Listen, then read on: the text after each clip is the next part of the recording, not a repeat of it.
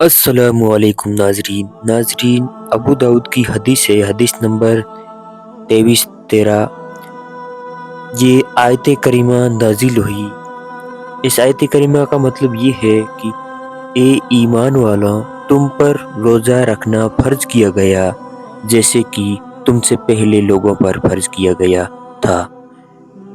کی تفسیر میں حضرت ابن عباس رضی اللہ تعالی عنہ سے روایت ہوئی ہے کہ نبی کریم صلی اللہ علیہ وسلم کے دور میں لوگ جب عشاء کی نماز پڑھ لیتے تھے تو ان پر کھانا پینا اور بیویاں حرام ہو جاتی تھی اور وہ اگلی شام تک کے لیے روزہ دار ہو جاتے تھے۔ پھر ایسے ہوا کہ ایک آدمی نے اپنے نفس کی خیانت کر بیٹھا، یعنی اس نے اپنی بیوی سے ہم بستری کر لی جبکہ وہ عشاء کی نماز پڑھ چکا تھا اور سیر ہو کر کھانا بھی نہیں کھایا تھا۔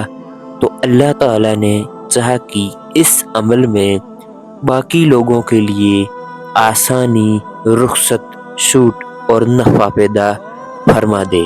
تو اللہ تعالیٰ نے فرمایا اس آیت کے ذریعے اللہ تعالیٰ خوب جانتا ہے کہ تم اپنے نفسوں کے ساتھ خیانت کرتے ہو، چنانچہ یہ فرمان اسی سلسلے میں ہے جس کے ذریعے سے اللہ تعالیٰ نے لوگوں کو نفع دیا ہے اور ان کے لیے رخصت، چھوٹ اور آسانی فرما دی ہے، یعنی کہ پہلے کی امتوں پر روزے رات میں فرض کیے گئے تھے، اب ہمارے اوپر دن میں روزے فرض کیے ہوئے ہیں۔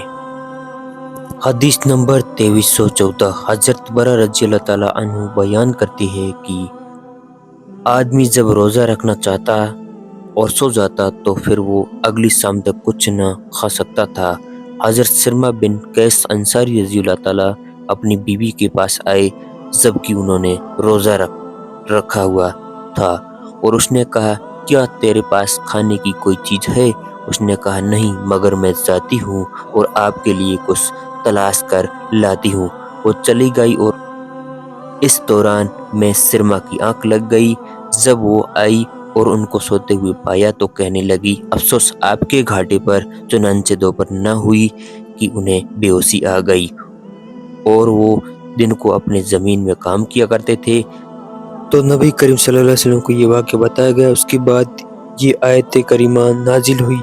آپ نے قرأت کی روزے کی رات میں تمہارے لیے اپنی بیویوں سے مباشرت حلال کی گئی ہے، وہ تمہارا لباس ہے اور تم ان کا لباس ہو۔ اللہ کو معلوم ہے کہ تم اپنے نفسوں کے ساتھ خیانت کر بیٹھتے ہو، اس لیے اس نے تم پر رجوع فرمایا اور تمہیں معاف کر دیا ہے۔ تم اب اپنی عورتوں سے مباشرت کر سکتے ہو اور طلب کرو وہ جو اللہ نے تمہارے لیے مقدر فرمایا، اور کھاؤ پیو یہاں تک کہ فجر کے وقت صبح کی سفید دھاری سیاہی دھاری زدہ نظر آنے لگے۔